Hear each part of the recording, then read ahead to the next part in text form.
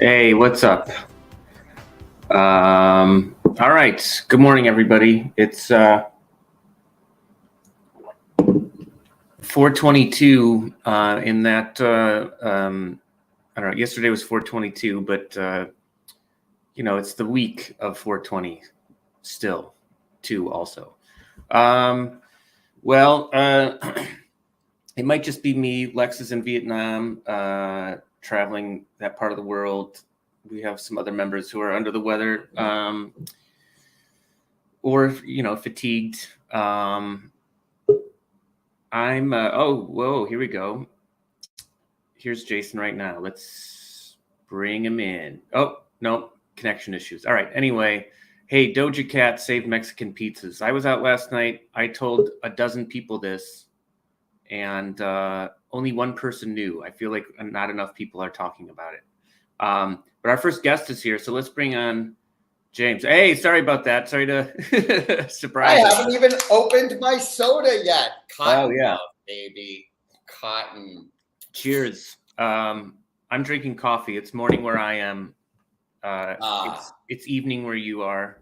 Yes, it's Or afternoon. hour. Yes. How have you been? It's been a while.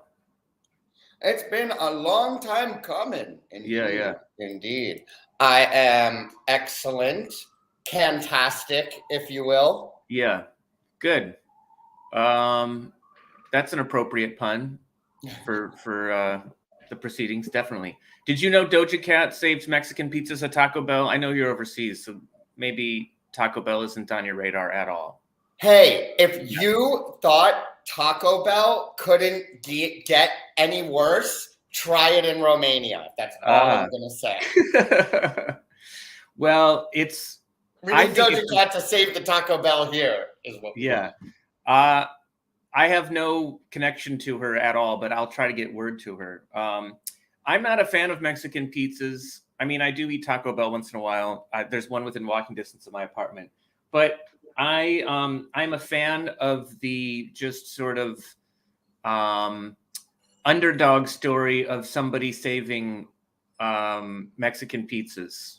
You know what I mean? It's like revolution has to come from outside sometimes. Is I think maybe the lesson. What? How can you? I don't understand how she saved Mexico. Like, did she it was flying through the air and she caught it, or she saved it in her fridge for a year? What happened? Yeah, that's a good point. There's clarification needed, and thankfully I looked up the story again this morning, so I knew more. So Mexican pizza has been off the menu for about 2 years, and like all things, when change happens, people get mad. This didn't affect me, but it affects people I love. Anyway, Mexican pizza has been off the menu. Yeah. Oh yeah. Mexican pizzas have been off the menu for 2 years. I guess a few months ago, she tweeted to Taco Bell to bring back the Mexican pizza, and then recently, just at Coachella, when she was on stage, she announced to the crowd that she saved Mexican pizza and that's coming back in about a month. So that's the short story. I'm sure she's getting paid somehow for doing this, but free Mexican pizzas. I would probably. That's fair. How was your 420? Did you have? Well, you're still celebrating, I know. Well, I've still got my 420 shirt on. It's getting a little dank. Oh, is that a drawing by yours truly? Unfortunately, no. I cannot take credit for this. Like some jokes. No. Actually, this is from a very cool store in France called Tealer, which is t-shirt dealer. Tealer. And they custom make these designs and then print them right on the shirt there for you, and some other kind of paraphernalia, papers, blah blah blah. But it's a very cool store in Paris, actually. I've been there. I like the town. Haven't been back in a while, but how's your How has your week been otherwise? I'll share that it's been a roller coaster for me, but you know, I don't know, what's been on your mind? What's been on my mind? That's a good question. I've been trying to get things off my mind. Oh, yeah. Yeah. Well, a good way to do that is to talk about it in some ways, but you know. And this is a talk show, but yeah. Yeah, no, I will do a dramatic, actually what I will do is a dramatic reenactment of my 420 celebration. Okay. And Dylan wants to know what 420 is about, so we'll get to that after your performance. All right. Well, let's put it this way then, just for Dylan. This 420 is for religious purposes only. Religious. Oh. Yeah, that's a good way to put it. Yeah, definitely. This 420 is for medicinal purposes. Good. And finally, lest we not leave anybody out, this 420 is for recreational purposes only. Nice. I would join, but my stuff is in the other room. I'll grab it while you're telling jokes. I'll still be within earshot. And I want everybody to remember that I celebrated Wednesday. I also celebrated Friday because Friday was 422. Smart. Good for you. Well, do you want to? I just got word that our co-host JQ is having Wi-Fi issues, so he might pop in at some point. Do you want to tell jokes and then we'll hang out for a little while? Additionally? Sure. Okay. Sure. Why not? You wanted to tell jokes, right? I would love to tell some jokes. Yeah. Okay. Great. I'll give it up for James, everybody. There he is. I'm still here. All right. So, what do you call? I'll open with this joke. What do you call a stoner cannibal who eats his own family? Ooh, I give up. A munchkin. The thing about StreamYard is you don't hear the crowd. You don't hear the laughter. So I'm just going to assume that everybody out there in StreamYard land is laughing. They're there. There's a crowd. Fantastic. I don't know if I can have a session with you guys because I'm in Romania. You guys are in New York where it's totally legal. Now, if the show is hosted where it's legal and it's, and like I'm performing there technically, can I smoke if it's part of my act? Is Zoom like international, StreamYard like international waters? I think maritime laws apply. I'm going to light up too. Fantastic. Fantastic. Yeah. No, actually, I'm excited this week because I've got lots to celebrate. I finished my comic. I finally finished the first issue. I've been talking about this for years. Of James Bong, Agent of Joint. You can see it right there. And this is actually the second issue because I think the cover is much cooler. So showing you the second issue. And I have a Romanian graphic designer. And he took a look at the cover and he's like, man, that's cool. It reminds me of Shaggy, but on drugs. The comic has already been the victim of censorship. It's been banned in 2 countries, both French-speaking ones. And the French, the first is France, and the French, that's weird because, they love naked ladies, ooh la la, and, beheadings, they're really into decapitation. But draw a picture of Muhammad or marijuana, sacre bleu. Sacre bleu. Canada is the other French-speaking country that censored it, that banned it. And to them, I give them a piece of their own medicine. And I'll say, so you're banning me, eh? Because it's absolutely ridiculous that, cartoon depictions can influence people. Example, when I was 8, growing up in New York City, I read a comic book called Vigilante, my favorite comic book. And at the end, the guy kills himself. He commits suicide. And then when I was 10, I got moved from Manhattan to Manasquan, which is in the Garden State. And then at 12, I was completely suicidal and in therapy. Now, is that because I read the comic or because I got moved from New York to New Jersey? You know? And the therapy actually made me suicidal, which is weird because it's supposed to be the other way around. I don't know. Did we need a New Jersey? Did we really need one? What was so bad about the old Jersey? The other complaint is, they ban it, they say, because they're doing it for the children. And I'm like, but I'm doing it for the children. Try to change people's minds so that, those kids don't have to sit through all that DARE propaganda. I know that I didn't start smoking because Snoop told me to. I started smoking because Cypress Hill told me to. And, don't tell me that smoking, you don't finish things. I just finished a comic. All right, quick fun fact break. Quick 420 fun fact break. You know who used to smoke a lot of pot? You wouldn't guess it? You know who? George Michael. George Michael, yes. And actually, the original lyrics were, "Wake and bake before you go." True story. True story. Maybe. I don't know. Maybe I made it up. He said he used to smoke 25 joints a day. That's true. That's probably why he sang the song wrong, because he was smoking 25 joints a day. Weed still gets a lot of slack. Thank you. Weed still gets a lot of slack. When Taylor Hawkins from Foo Fighters died recently on CNN, the very first mention was that they found THC in his system in the toxicology report. But the THC didn't kill him. The food did. It was all that food. It's dangerous. That's why we needed Foo Fighters.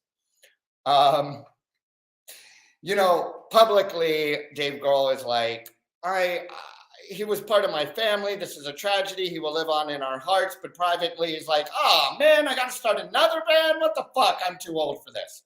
All right, I'm going to end with some rapid fire weed 420 jokes. Why are stoners always disappointed? High expectations. Why do stoner geeks do well in school? They're high achievers. Why is Judaism the best religion for a stoner? They celebrate the high holy days.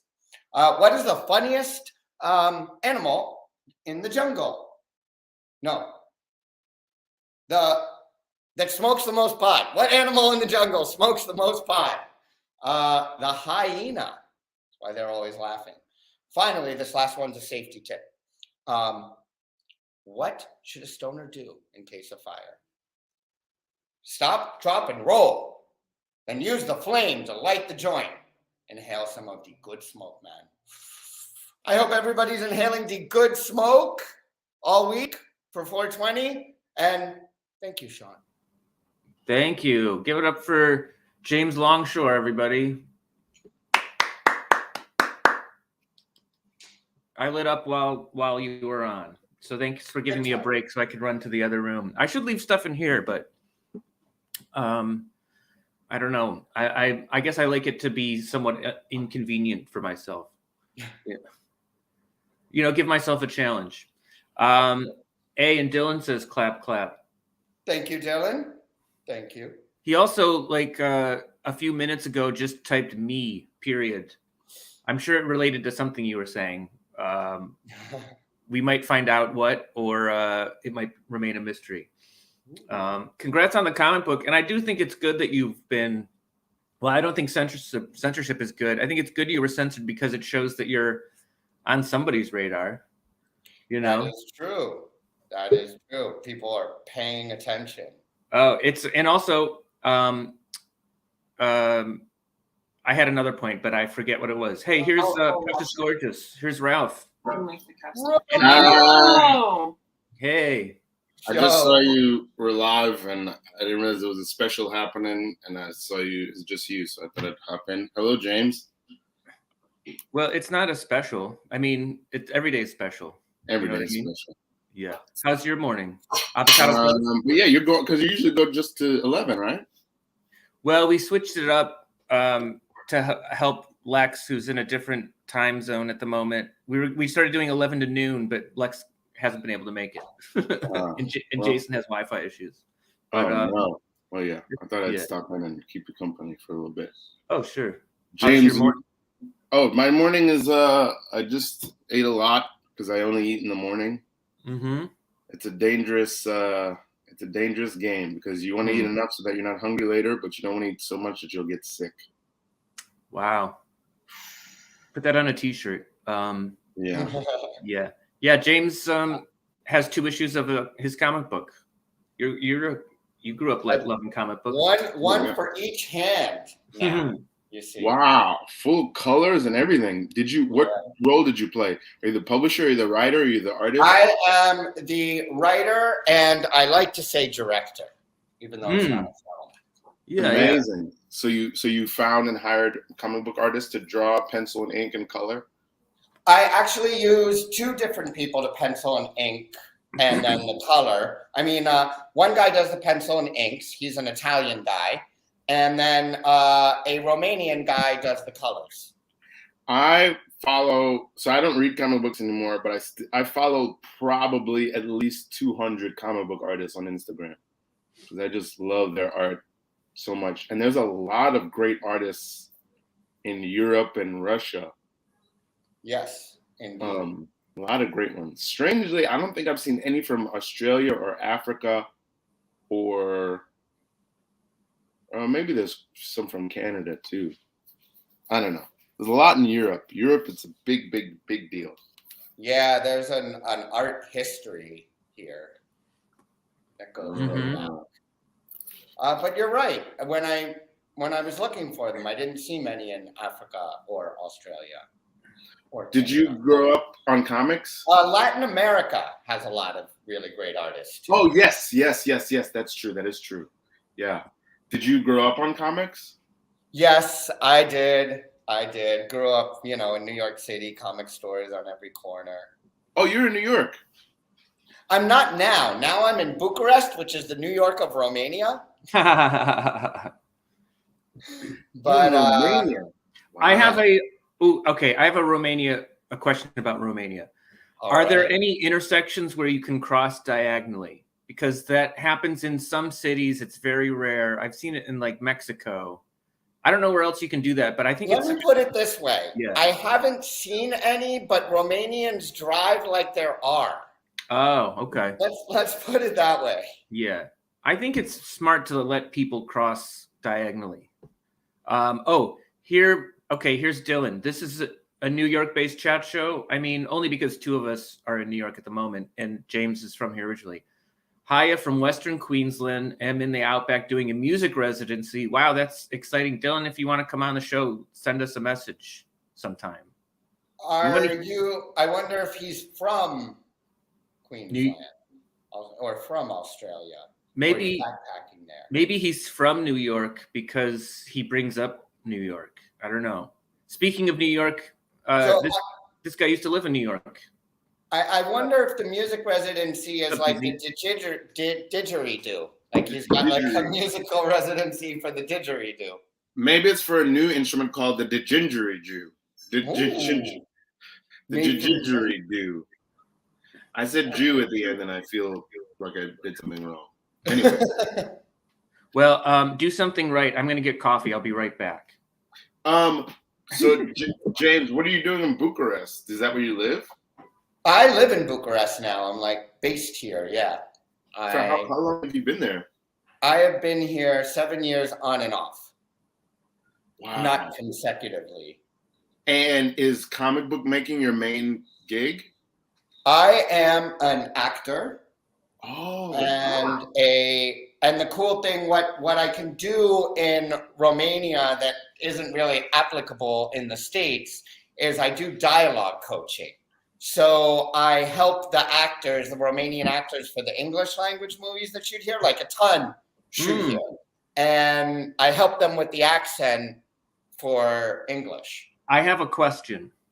Do you have a slogan for that business that you do? Do you have like a nickname?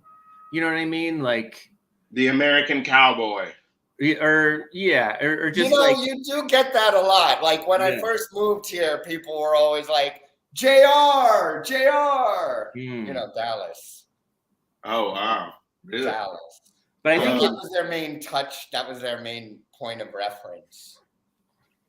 I had no idea that there's so many English-speaking movies that are being shot in Bucharest. Yes. First of all, because I know nothing about Bucharest. All the Mission Impossibles. I'm sure. Really? I'm sure one or two of them. I'm sure one or two of them. I'm sure one or two of them dip into Bucharest at some point.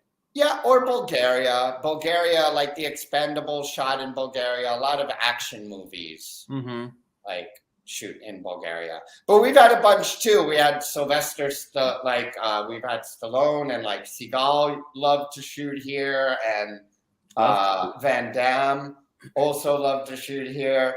And then we had a movie with it was like another action movie. Michael Keaton was in it, Michelle Yeoh, and I forget who the like male action lead was. Oh, this was recent. This was like maybe 3-4 years ago, right? Yeah. It was like a mystery. Yeah. I remember this movie. I remember Michael Keaton was like a crime boss or something, like a Yeah. Wow, but I'm just, first of all, we have a lot in common because I'm also a New York kid who grew up loving comic books. I thought that's what I was going to do with my life. And then I discovered acting at 16. And by the time I was 20, I was pretty much just for acting, and I'd given up comic books. But I spent from 7 to about 20 thinking I was going to draw for Marvel Comics. That's awesome, man. That's awesome. I kind of went the other way around because I was an actor since I was a kid. And then when I first tried making the character as a short film, I like came up with all this mythology and then decided, well, I can't put all this in a movie, but it's very cool. So let me make a comic, you know? Whoa. What's is there a website for the comic book? James Bong? Not yet. I just finished making it. So, cool. I haven't started selling it, figuring out how to sell it yet. Right now, there's a company called BioBiz.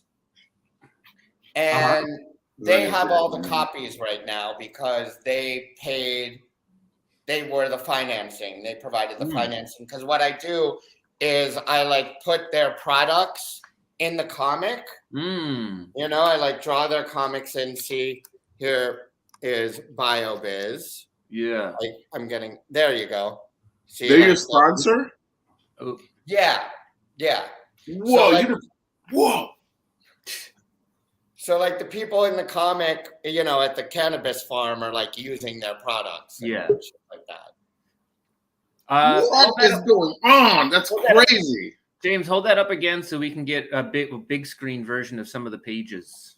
Sure. Nice. Wow. Yeah, and that's and we have a surprise. We have a surprise guest. Here's BZ Douglas in Cleveland. Get ready, BZ, you're on. Cleveland in the house. Yeah, hello.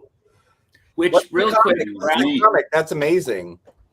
Yeah, Ralph, can you back up real quick, because I feel like a shirtless jean jacket is such a great look for you. I love you look really good. This jacket. Well, I think you should borrow it. Yeah, if I had a shirt under it, it would be much too tight. Oh, got it. Do some swimming motions. So you can't wear a shirt under it because it's just too tight.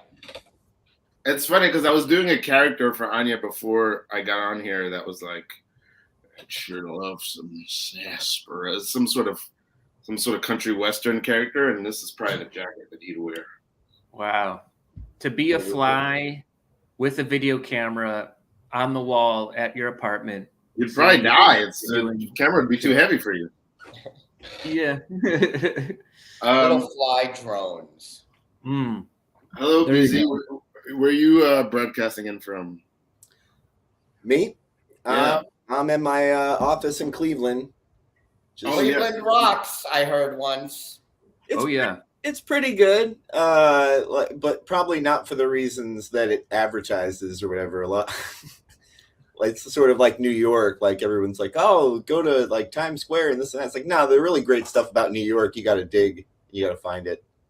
You got What's a really cool? Yeah. What's a really cool? Oh, sorry. Oh, I thought it was cutting James off. BZ, what's a really cool like Cleveland thing that's happening right now that only an insider would know? Well, I don't know if I'm an insider, but there's like just great open mic scenes around here. Like if you're a musician and you're passing through Cleveland, like right around the corner from me, there's a great one that's got this amazing community of musicians who they all play on each other's stuff. And they're real welcoming if you show up and if you're just practicing. There's a comic you guys would love. He has Parkinson's or something. He's, shaky. And he just gets up and kills with nothing but puns. Some of them relate to his condition, some don't. But he's graying old guy that's just there for a good time and has a great energy and great spirit. And the mic embraces him. And a rowdy bar, like you're playing right in front of some pool tables. And but there's dudes that come in. There's a guy that comes there, looks like Jimi Hendrix, plays like Jimi Hendrix, sounds like Jimi Hendrix. That's really he'll jump on any set. Be Jimi Hendrix. He may be. His name is Morris, though. So if you hear about a badass guitar player named Morris that looks like a reincarnated Jimi Hendrix, well, that's my guy around the corner. My scene is just like where the grassroots music is. Would it be wrong if I met that guy? Morris sounds like exactly the kind of undercover name Hendrix might use. Yeah, I need to dive deeper into the lore of Hendrix to see exactly like how did he actually die. Yeah. How old does this guy look? Young. Yeah, he's a wise looking young. CGI. If a young Jimi Hendrix from the 60s somehow accidentally time traveled into the present, making people in his present time think he died, like he couldn't show up now and just be like, "Yeah, I'm Jimi Hendrix." He'd have to like be another guy, but still him. It's true. And all the acid, he might have actually like manipulated the time-space continuum to get here. And he may well too have been like, you know what? I've been famous. It ain't great. It ain't right. I just want to show up with my array of pedals and shred for a dozen people who fucking love it. Everyone. Yeah. It feels like a Norm Macdonald joke that this guy looks exactly like Jimi Hendrix, plays exactly like Jimi Hendrix, dresses exactly like Jimi Hendrix. Not dresses. He doesn't do the wild style, but he's got the. Okay, well, I'm thinking just in my mind imaginings. He's exactly like Jimi Hendrix in every way. It feels like a Norm joke. He's exactly like Jimmy in every way. He gets up and plays, and people are like, Jimmy. And he's like, Morris. Name's Morris.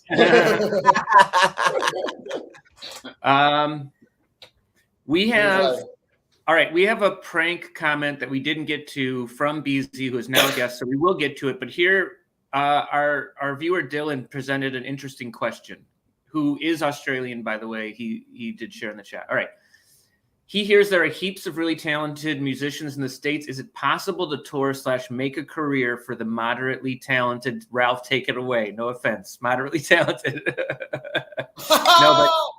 No, but you did to go on the road with Anya, not for music, but for comedy. And for you, music for you. Is it possible to make a living doing that? Is it possible to tour, make a career for the moderately talented? I mean, this is for everybody. No, I mean, this is something I say all the time is like, there's no middle class for musicians here as far as just playing. Like you got to be teaching, you've got to be like hustling lessons.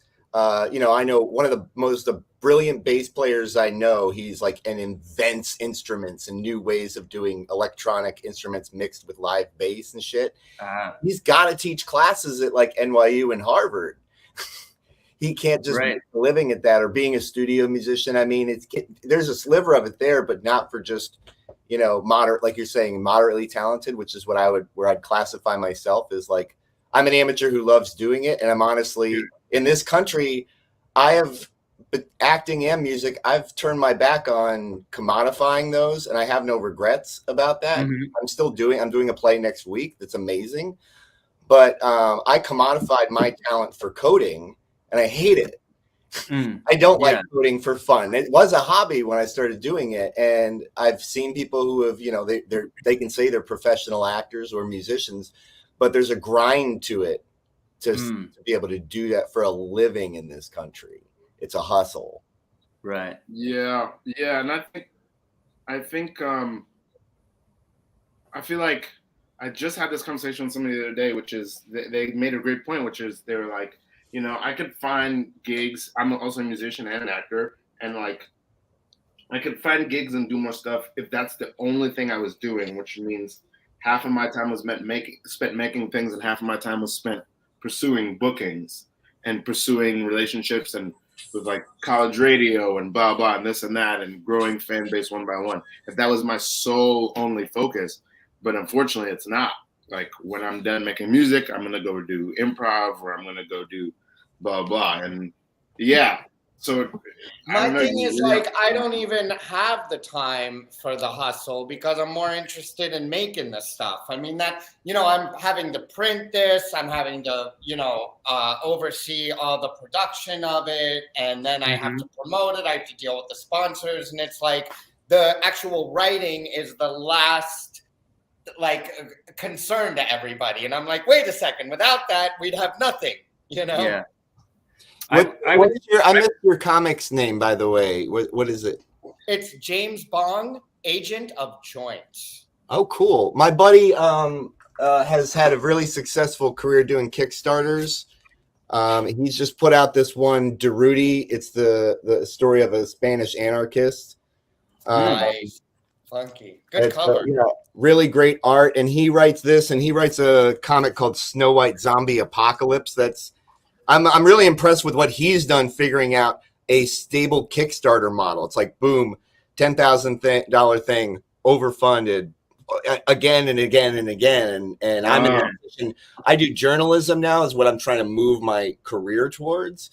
And I have that problem where I do the work of like researching, writing, interviewing, boiling things down, and then I have to like get people to read it. And it's way more urgent than anything I was ever doing with music or improv shows, where you're like, come see the thing I worked on really hard because I'm proud of it. Now it's like, come see the thing I worked on really hard because the only way it matters is if people fucking know it. Yeah. Like, there's a lot more urgency to it, but I'm in that same predicament too. Yeah. BZ, speaking of investigative journalism stuff, after the live stream, I want to stay on with you for just 5 minutes to share some things with you.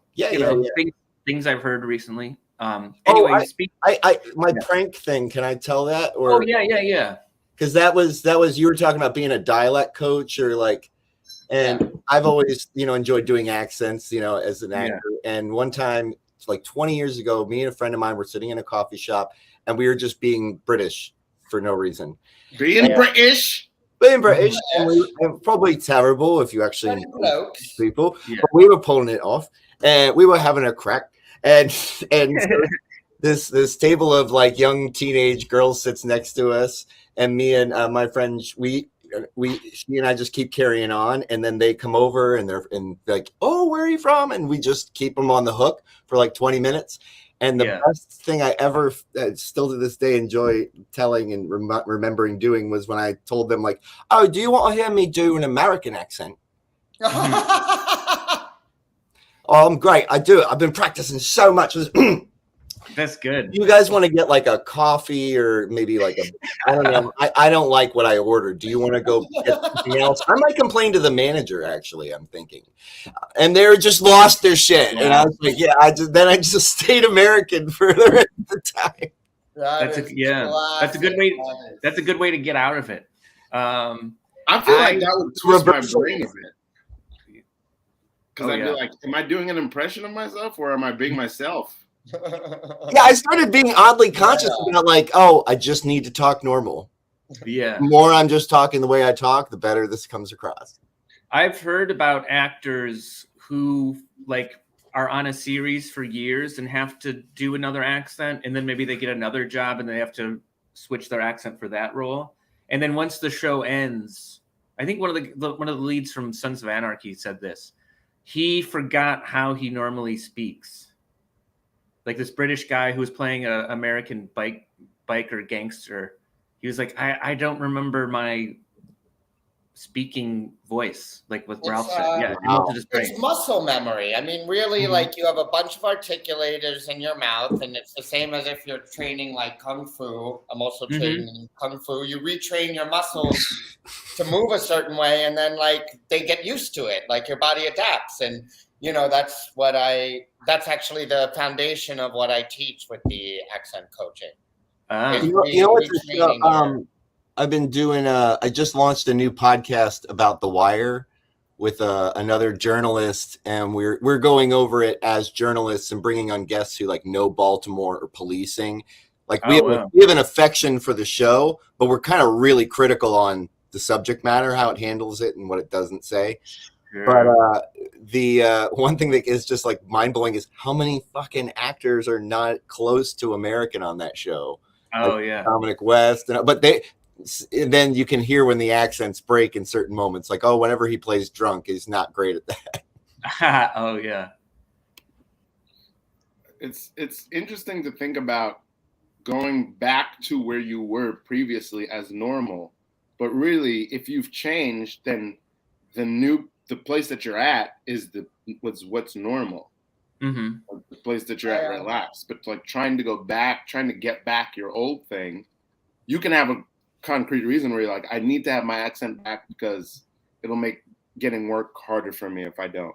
But like otherwise, if you're not concerned about that, then whatever this new muddled thing is where you're kind of a mix of this thing you learned and this thing you were, that's what's normal. No? Yeah. I mean, like, you know, my wife, we were out once at a club here in Bucharest, and there were a couple from Arizona who were visiting, and we talked to them for a few minutes. And so after a few minutes, I like to ask people when I meet them here, guess where I'm from? Because they don't always immediately guess American. And so I was like, guess where I'm from? And they looked at my wife, Bianca, and they're like, well, she's definitely from American. We have no clue where you're from. Funny. Wow. I thought you were gonna say they surprised you and they're like, Chicago, like guess the city. How'd you know that's not where I'm from? Have you taken on a bit of a Romanian accent in the time you've been over there? Have I? No. Yeah. No, I've acted in Romanian, but playing an American speaking Romanian generally. Oh, got it. I don't have to get the accent exactly accurate.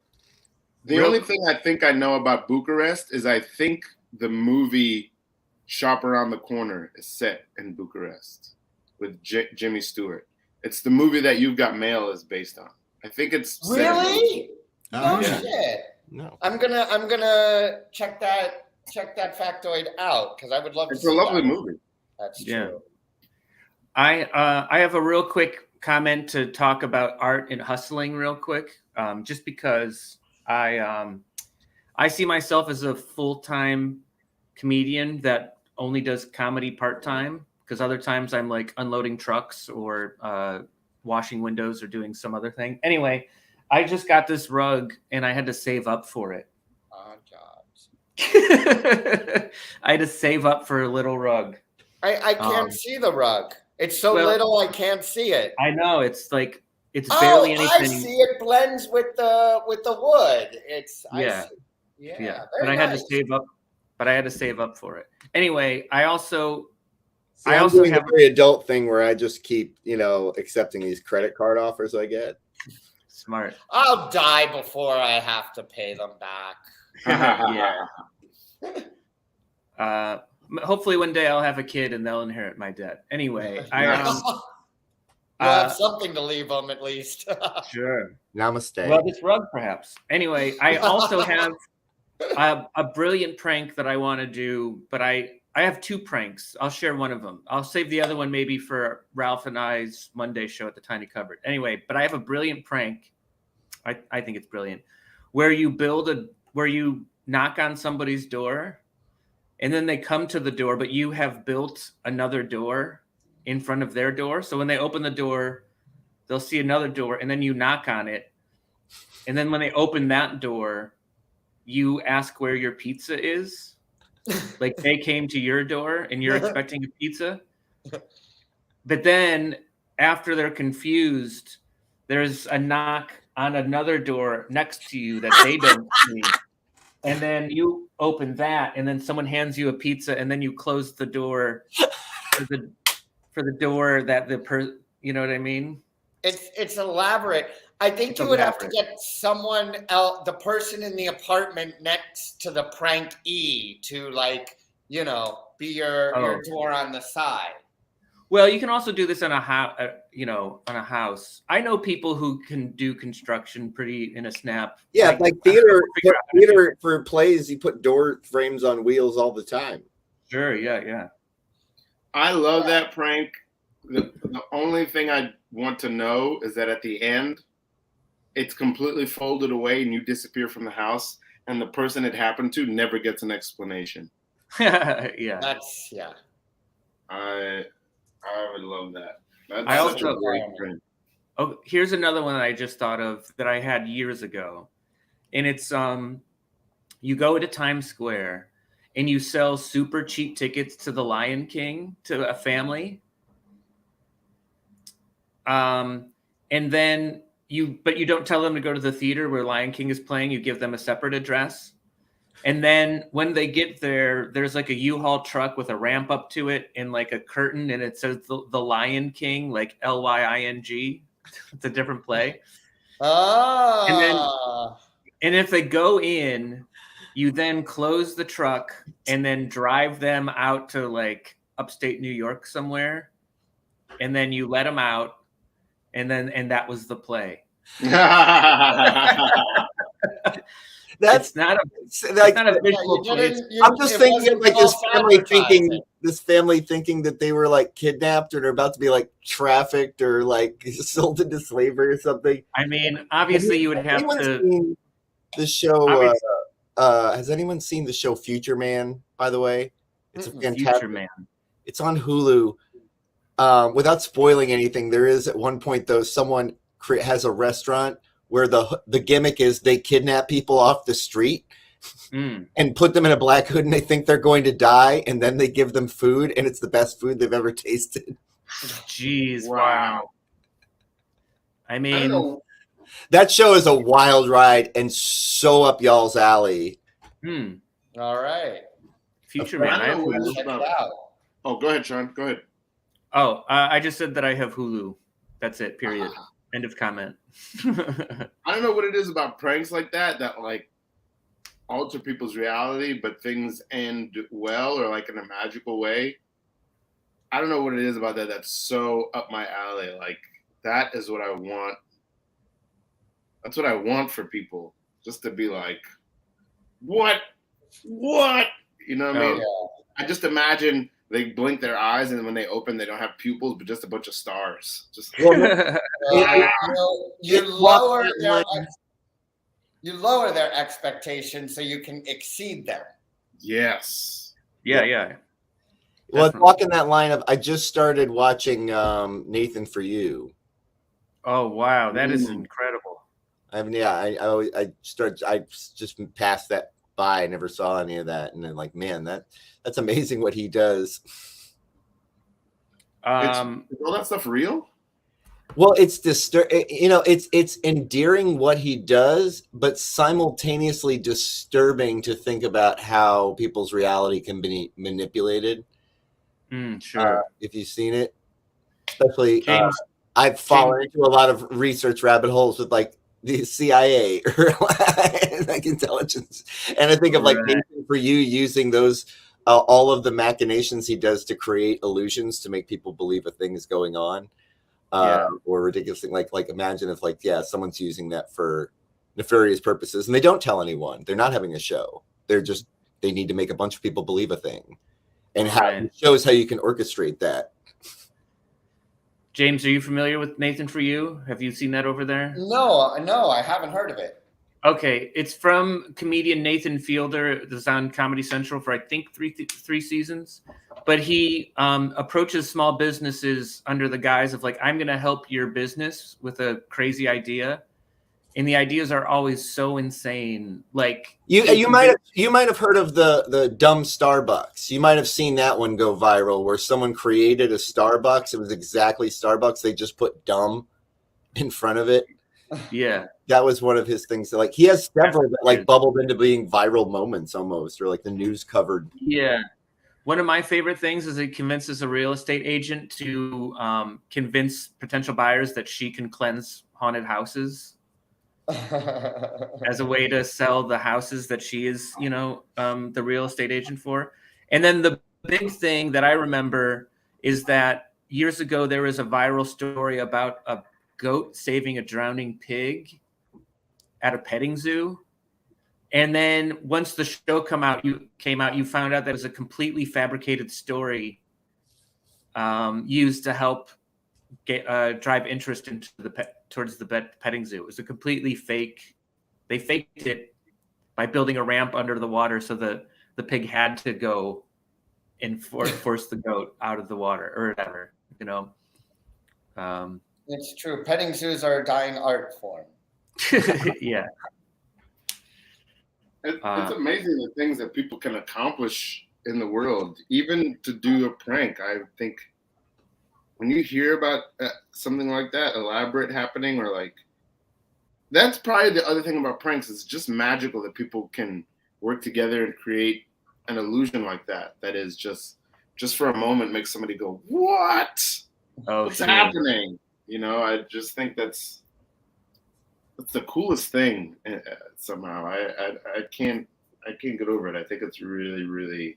Well, and I remember I used to do when I was doing improv around the time when I first met Sean, I would do improv everywhere stuff. I think the one I remember participating in is like everybody just went to a Home Depot at the same time and we all synchronized watches. And then at a certain time, everyone shopped in slow motion all over the store. And then we resumed shopping, and then we started again, and then they had like prank mobs everywhere. This is the next step. Like flash mobs, okay, fine. But we need prank mobs. What? Prank mobs. Prank mobs. The next step from flash mobs. That's kind of what they were doing, and they did the annual no pants subway ride, where at a specific time everyone. That's a daily thing for me. Well, two things, James. One, I'm going to tell you I was wrong. Shop Around the Corner takes place in Budapest, not Bucharest. That's a common misnomer. There is famous rock stars who came here, and they're like, "Good evening, Budapest," and everybody's like, "You're not in Budapest." I would do that. I would make that mistake. Maybe they were joking, and it just didn't go over well. You never know. I bet. To be fair, like we don't. I don't know how close they are, but I mean, here we don't have like, "Hey, new Bork." Right. Like that's like one letter off. There's a lot of Brooklyns, and there's a lot of like, but it's the same name. The other thing is another prank show, I guess, that I love.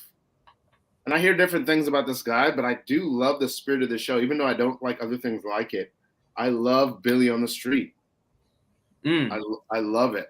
Yeah, I don't know if he's a prank as much as does he do pranks, or is he's just like bombastic and you don't even know how to take him when he comes at you? The thing is, he's so intense and he does want an answer from you, and he's off before you even understand what's happened. He's like, "Who's the best actor in the world besides Meryl Streep?" And then they'll be like, I just came off of work," and he's like, "Oh my God!" Yeah, and he goes off, and it's just like a little bit of magic entering your world, even if that magic is just somebody who's obsessed with like entertainment or something. but it's so committed, and and he's formed an intimacy with you before you even realize that somebody's talked to you on the street. And there's something really magical about that to me. I can't put my finger on it. You know, you keep using the word magic. I wanna have you guys check out this this podcast I've been listening to that gets into all sorts of weird stuff with occultism and also overlays with like mind control, CIA crap. And you know who they did a whole episode on? Del fucking Close. Whoa. Del Close participated in like Air Force LSD mind experiments. He had this whole comic and this weird occult side to him that people like passed off. It's like, oh, Del. It's like, no, he was really into that shit.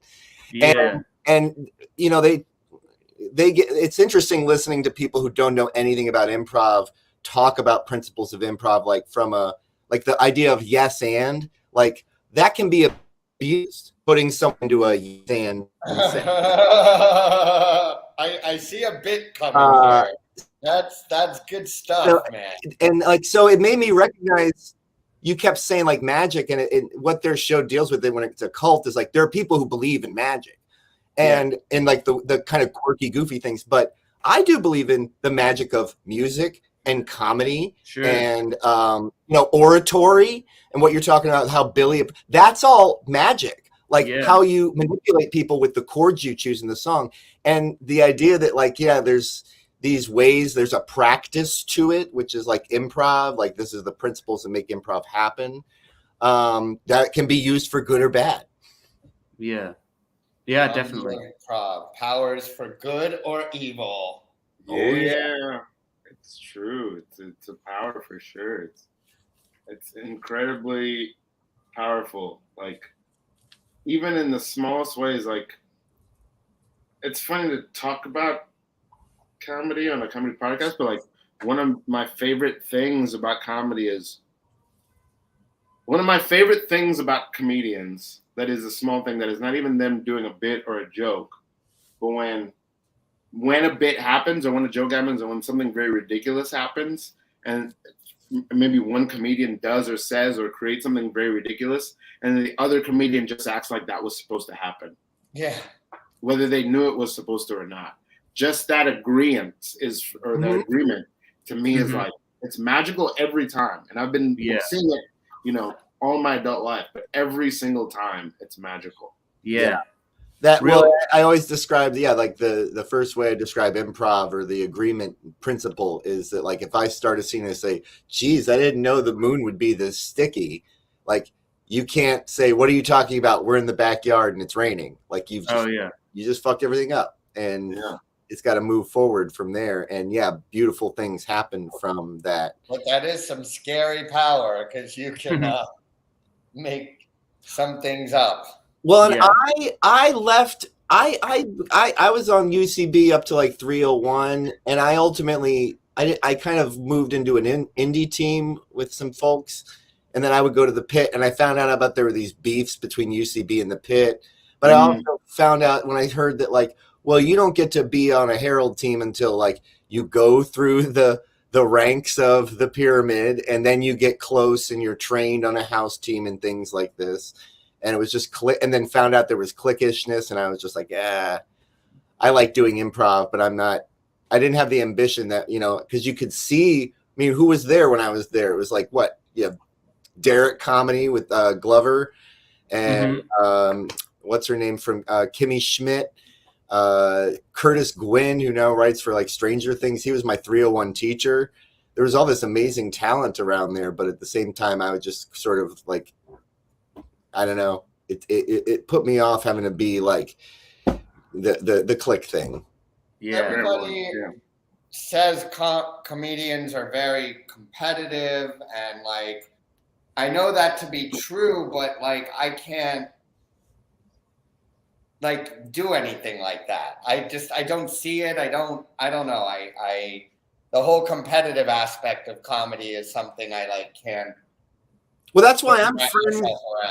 I'm friends with Sean and I'm friends with you guys because you're my kind of comedian. I did stand up for like 6 months and turned into a musician because I fucking hated every stand up, except like 2 or 3 were like they just couldn't be human beings off stage. And they had this, if they were good, they had this like, you're not good yet, you don't get to talk to me bullshit. Yeah. Musicians barely ever have that. If they do, that's more rare. It's the opposite ratio than I found in comedy. Yeah.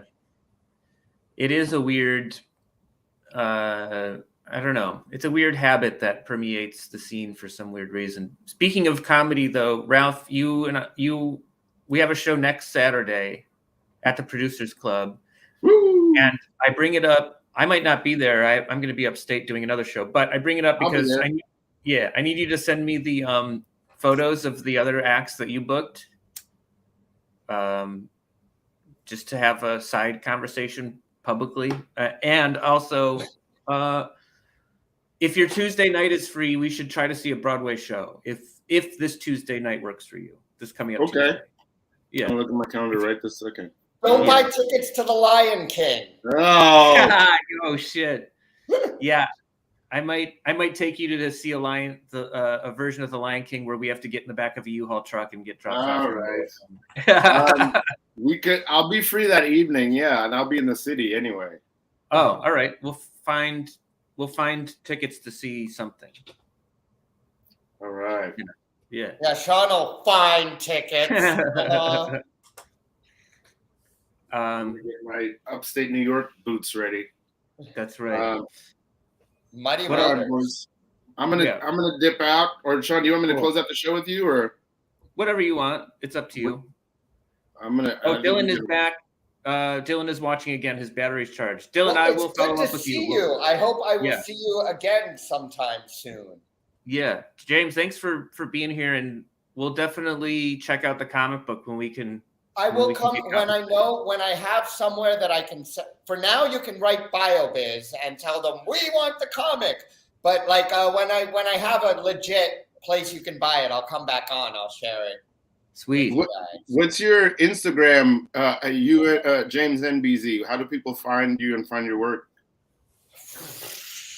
At the moment, I'm on a bit of a sabbatical, but I'm going to start a new IG account real soon.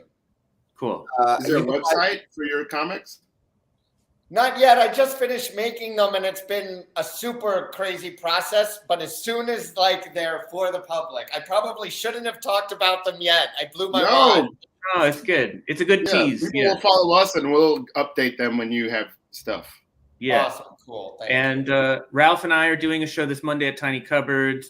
There's also something we're doing at Producers Club next Saturday. BZ, what's up with you? What are you? Biggest thing you can follow, you can listen to my podcast, BZ Listening, and you can check out the new podcast, Walking the Wire, walkingthewirepod.com. I'm really proud of it. And we have a really cool team and some really great guests already in the can. And it's going to be a long haul. It's like, we got 60 episodes of this show. It didn't land on me till recording the intro. I'm like, I guess we're on the hook for this for a couple of years. But thanks for having me on. And you can find my journalism stuff. You just look for BZ Douglas on all the things. That's me. Yeah. And if you do have 5 minutes after we're off the broadcast, I do have, some things to share. Yeah. Well, thanks for being here, everybody. And, I'll share that I've had a weird week, very up and down stuff. It's not anything to do with me. It's just Ralph and I talk about this. It seems like we're surrounded by people who are having very real pain they're dealing with and crises. And it's I don't know, it's overwhelming, a lot of small things that people are dealing with, but it amounts to a lot. Yeah. Hopefully, for anybody who's watching this, let's do our best to be just a little bit kind to ourselves and a little bit kind to each other, just a little tiny bit. Yeah. And I say that not to say, not to admonish anyone. I'm just saying you don't have to do a lot. We think we have to put everything on our shoulders, but just to be a little bit kind to somebody else is add some good to the world. Yeah, especially people that we think don't deserve it. Ooh, you know what I mean? Like, yeah, fatigue from COVID. Yeah, that's definitely part of it. But I don't know. And to Ralph and I talk yourself. about this too. Yeah. What's that? My dad always said the caretaker must first take care of himself. Oh, sure. But I bring up the tough week because this has been a nice hour for me. So thanks for being a part, adding to it. Thanks for helping create a nice oasis of time. Thanks for keeping this is like a staple. I can, like, when I'm at my computer on a Saturday morning, I try to flip it on. So it's nice. You guys have kept this going. Yeah, man, very cool. Yeah, I think next week. Psyched to be on the 420. Oh yeah, yeah, absolutely. I think next week on the broadcast we have a band from Louisville, Kentucky who might be on. So that's very cool. Anyway, thanks for being here. I'm going to end the broadcast. BZ and I are going to hang out for a little bit. James, thanks so much. Ralph, good seeing you as always. Great to see you guys. Talk soon. Peace out. Cheers.